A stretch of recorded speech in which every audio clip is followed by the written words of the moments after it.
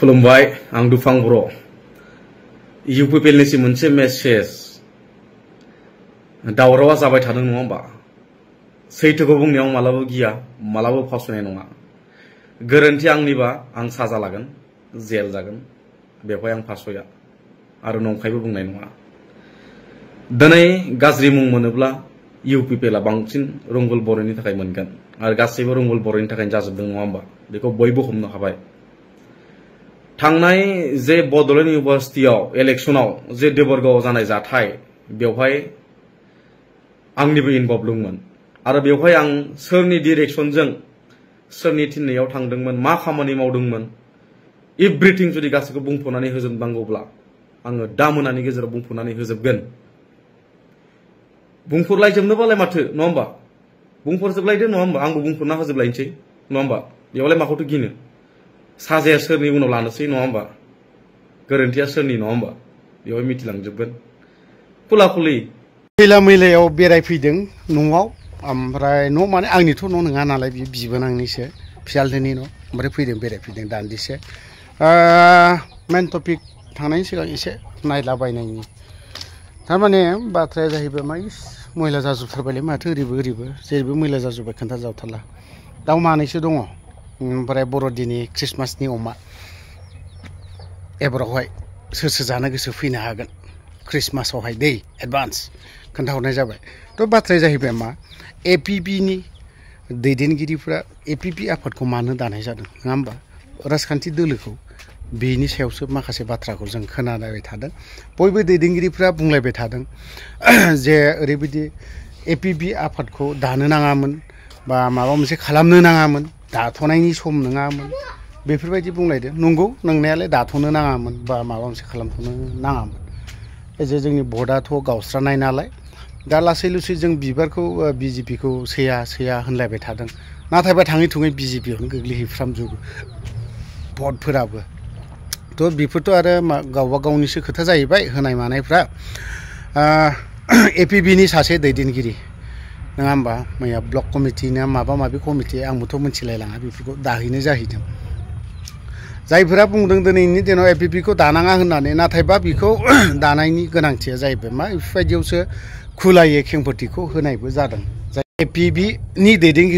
दैदेनगिरिफ्रा माखासे क्लियारिफिकेसनखौबो होदों जे ओरैबायदियाव होदों जे मानो दानो गोनां जाखो नङा होनबा बिनि सायावहाय दानायनि खारना बेबो जे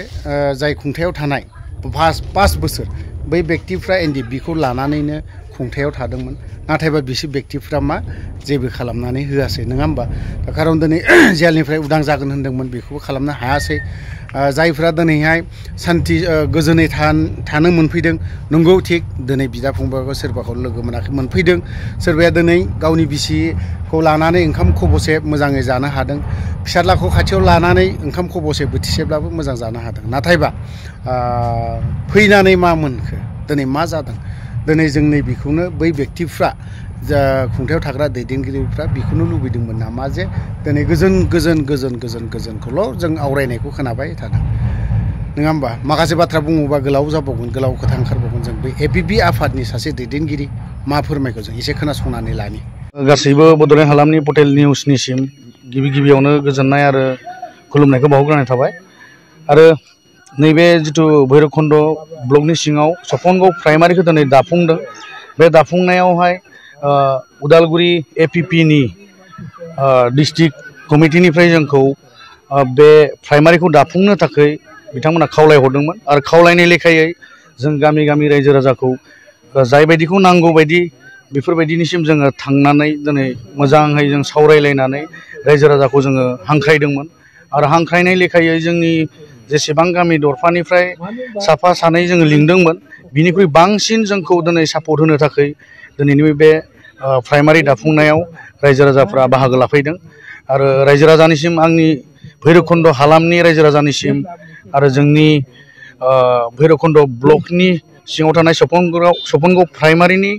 रायजो राजानिसिम आंनि गोसो गोरबोनिफ्राय गोजोननाय आरो खुलुमनायखौ बावहरबाय जबनि बाथ्रायाथ' गोजानाव जबखौ जोङो हास्थायाखैमोनबो जोंनि बर' हारिनि रायजो राजानि जि सिमांखौ लानानै दिनै एनडिएफबिआ सोमावसारदोंमोन बे सिमां मिजिंफोरा दिनै बर' हारिनि गेजेराव मोगथां महर मोननायमोनब्ला जोंहा मोननाय मोनैजों बाथ्रा गैया, गोसोआ साबसिन गोजोननाय मोनगौमोन। जोंबो मोनसे समाव सिनियर जुनियरजों खोथा गैया, सिनियर जुनियरजोंसो एनडिएफबिआ थांबोदों आरो आफादा थांनानै थाबोदों। सोरबा रोंनाय रोङिजों खोथा गैया, आफादा रोंनाय गोरोंजों ज' जानानैसो दिनै थांनानै थाबोदों। थ' बेनि बेलायावहाय जोंबो सासे जुनियरब्लाबो जोंबो बै जेलाव थानाय परिस्थितिया माबायदि जों बेफोरखौ मोनदांबोजोब्बाय। जोंनि दुखु दाहा दिनैसिमबो जोंनि देहा मोदोम उन्दुयोब्ला जोंहा आइदि होनना बुंनो गोनां जायो, हरफा थारला जोङो मोदोम सानानै मालाबा उन्दुनो गोनां जायो। थिग बिब्दिनो दिनै गोबां राजखान्थि हान्जाफोरा फोसावो जे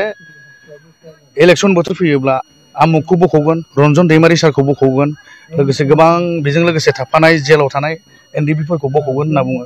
नाथाय जोङो दिनैसिमबो मोगथां महरखौ जोङो मोननो हायाखै। खिन्थु फैबाय थानाय समावहाय गोबां राजखान्थि हान्जाफ्रा रायजो राजानि गेजेराव फोसावहैनो हागौ जे जों खामानि मावगोन एनडिएफबिनि थाखाय, एनडिएफबिनि केस बर' हारिनि समयसानि थाखाय जों मावगोन। नाथाय रायजो राजाफ्रा बेयावहाय सांग्रां जानांगोन आरो लोगोसे फैबाय थानाय समावहाय गोख्रोङै जाय बिथांमोना नोंथांमोननि गेजेराव फोसावहैगोन, नोंथांमोना सोंलु खालामनांगोन। आरो दिनै जोबथेसालियाव थानाय जाय बिथांमोन रन्जन दैमारि सारजों लोगोसे गोबां दङ, थ' बिथांमोनखौ उदां खालामनोब्ला जोङो जोंनि थाखाय बर' हारिनि थाखाय इसेबां बर' हारिखौ मोजां मोनोब्ला रन्जन दैमारिया, जोङो बर' हारिनि रायजो राजा जानानै बर' हारिनि सासे राजाखौ जोङो बा बिर जोहोलावखौ जोङो दिनै बिथांखौ उदां खालामनो थाखाय जोङो गोसो गाबखांनो हागोन ना हाया? दिनै मोनसे समाव बिटिआर सुक्ति जानायनि उनावहाय सोरबा जोंनि गोबां बर'फोरनि आफादफोरनि खावलायनायखौबो बर' रायजो राजाया लाबायब्ला, सोरबा एबसु, सोरबा गोबां आफाद, बेफोरबायदि गोबां जोंनि गेजेराव आफादफोर दङ, बिथांमोननि खावलायनायखौबो जुदि रायजो राजाया गनायबायब्ला एनडिएफबिनि हांख्रायनायखौबो नैबे बारावहाय बर' रायजो राजाफ्रा गनायनानै लागोन होननानै जोङो आसा फारिदों। जोबथा बर' हारिनि बे मोनसे थानो गोनां थामोनथाफोरखौ हमथानायनि सिमां होननानै आं सानो आरो। नंगौ, थारैनो बर' रायजो राजाफ्रा खौसे जानानै हेफाजाब आरो मदद खालामोब्ला आरो जोंनि माखासे बर' मेजरिटि भटखौ लानानै जोंनि एपिपि अल्टारनेटिभ पार्टि अफ बर'लेण्डआ दिनै जाफुंसारखौ जानो हागोन जों मिजिंथिदों। बे पार्टिखौ दानायनि रिजोनानो दिनै जोङो गोलाव सम संग्राम खालामबोबाय। एनडिएफबिआ 34 बोसोर। दिनै गोबां बर' हालामावहाय राजखान्थि हान्जाफोर दङ, थ' बिथांमोना गावसोरनि आइडिय'लजि, गावसोरनि थांखि बिथांखि बायदियै बिथांमोना जेब्लायबो गावसोरनि गोहोखौ लानानै गावसोरनि उदां मोन्थाय बायदियै बिथांमोना दैदेनलांखागोनखा। आरो जोंनि एनडिएफबिफोरनि गोथाङैनो गोथै जानानै थानायफोरनि थाखाय बिथांमोना जों गाबगोनखौ नुवासै। बेनिखायनो जोङो दिनै सोरखौबा सापर्ट खालामदोंमोनब्लाबो दिनै जोंनि न' आरो बिथा होननानै जोङो एपिपि एबा अल्टारनेटिभ पार्टि अफ बर'लेण्डखौ जोङो दिनै सापर्ट खालामनो ओंखारबोबाय। जोंहा जेबो सिमां गैयामोन आरो गासैबो बे दैदेनगिरिफोरनि दैदेननायनि सायाव, आरो जोंबो फोथायो जाय दैदेनगिरिया गोख्रोङै जोंनि समायसानि बागै आरो जोंनि एक्स एनडिएफबिफोरनि बागै बर' हारिनि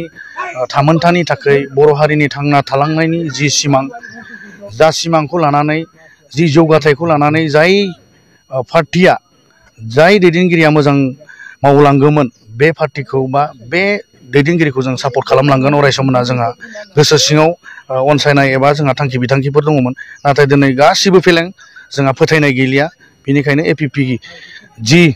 एक्स एनडिएफबि इउनाइटेड फ्रन्टनिफ्राय दिनै दाजाबाय, बेखौ जोङो गोख्रोङै गोसो गोरबोजों जों दिनै सापर्ट खालामबाय। फिउचार प्लानाथ' जोंहा एपिपि हिसाबै बर' हारिनि सेथियावनो जौगाथाय आरो बर' हारिनि थानो गोनां गासैबो पावार फांसन आरो गासैबो जोंनि बर' हारिनि जाफुंसारलांनो गोनां सिमां मिजिंफोरखौ लासैयैब्लाबो